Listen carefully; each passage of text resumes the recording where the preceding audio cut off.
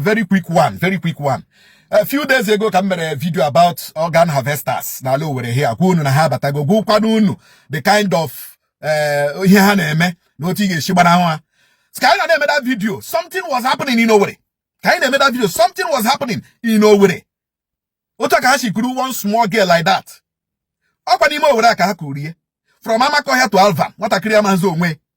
Ebuze what a crigazier, Eba non ere Akoka Humado, Eburi Shere, Ebura Kere, Ebura Huere, Ebura no Huere, Iolane, Rendana Grumejanagro, Nimo Werengako, make a Nimo state Anya. So I can play the voice note to Uncle Leah, send it in one group.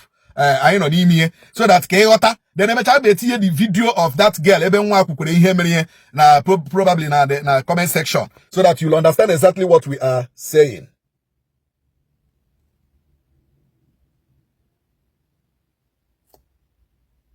Because as Monyola Sorom Chineke, we've been in tears of joy since yesterday evening up till now, and we will not stop until Chineke and Nane Kelani. We'll continue to appreciate God. I posted something on status, but many people on here, maybe you father what I home him today, or father what I home. Unless I could do like a water. I'm sure you all are Sorom Chineke. He said for my niece yesterday, Nakande ritualist, or kidnappers, or Banya, Nakande ritualist. When you come, Mungaron on Paya last 2 years ago, Mungara made the barrier.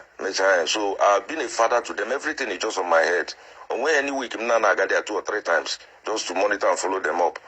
So yesterday, I made a barrier in our village because one of my uncle, I just recovered from sickness. Let me join them and see the little I can do. About come on diving in a bomb. So again, it won't so good. No garaf. Around 9 o'clock, Ogramako had been a second. Alvan. No Gramako Hagazu. Young Ogragazu. So Begana moto down to Alvan. Oguchana. Also, uncle, only also many 9 weeks again. Yebon who's room out. Ebe Ebogande man and Ebu. And Ebu and Ere. People were buying. No, in Yama. Uruse ton, even one small boy and there's one later Wayek, Nibutu one Ishi. Butu any in an area. Uruse Nake Hashino, the man Hashino, one too tender. Nayaga Zulia.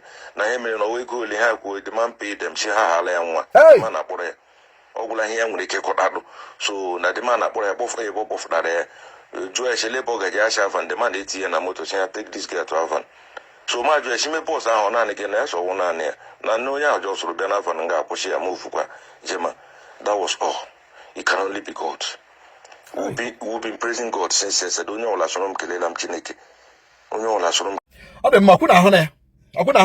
This testimony now. One night working. Ndi Julo alo were. Eba bogande ebe bushiga madishi, ebe bushiga ke bushigo ko on imo were. On over and go outside over. Oh, Hokafanchan. From Amakoya market to Alvan, what a cramanzo, where Hebrew what a gazia, every what a cranos in Aho, Ndale Bujishoko, Bujishaka, Brishi. Anero. Then as you know, Panga has Runere, and as one Bujishoko, Anere, or they can gas Aboganama, Anere. Most of pepe soup, Munagana, Botagana low, and go with Ike, all day, Anahoma, the Kamanagiri gas pepe soup. I'm telling you, you will not know. But I'll tell pepe soup, I know one nama, a mahoma, one mado. Imama, Ndane Resai pepe soup, had a son I gave an up one mado. You know? I didn't play him wow. You may not even know that no Madi Kirigan on. You may not understand it. Krala game money pushiri pepe soup. Kapara game ma namba uli choriri ha uli choriri o wuye hanu gapa jiraka ge zuranu ewu jiraka ge zuranu na mazura jiraka zuru chicken lano lo di shie ye nwego e bola ha people na lo were but I said it people nefu every day no were nga ndai na makwa ndai no many people nefu. I am warning you again. Be very careful of the keke boss in Aba. Be very careful of the taxi in Aba. Be very, very careful. Asigiri to okay ba ekwele gawaro onwegi. Ehun ha ka suspect ya something. Don't enter. And always be at alert spiritually. Always be at alert so that afe ga jwa hoga yemote toge. Mogi tiwe owa. Please, everybody should be careful in Owerri. They are here. We will get you more confessions. We will get you more people on here also so that you will know Now we have they are here. Be very careful. If you're not from Akwakuma Junction, Amakoya flyover, Oji flyover, Insu Junction, get down here, Ebu Road, Wedra roundabout, Irete, Orogwe, fire service, this warehouse, control. Be very, very careful. All these places whichever hand are pack, all these places whichever hand they shame operate.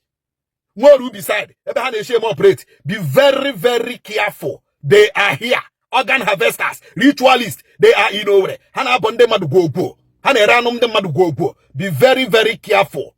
Please, I rockam nario.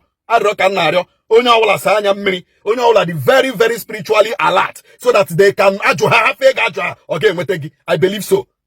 Thank you very much. Make sure you share this thing. Or when you in more stories about this thing. Follow me on Sonkwa or Chiwa na Facebook. Non Sonkwa or Chiwa na Facebook. We have tips. We have expository trends. See here now now so that ke got buy na je got ihe na eme no. O kachasi ni Imo State na Omenala Igbo. Thank you very much. Share this and make sure no onye ọbụla nwetere. Share it to every student none alone. Share it to every platform none alone. Now outside the Imo so that ka ha nwe ike got ihe na eme no.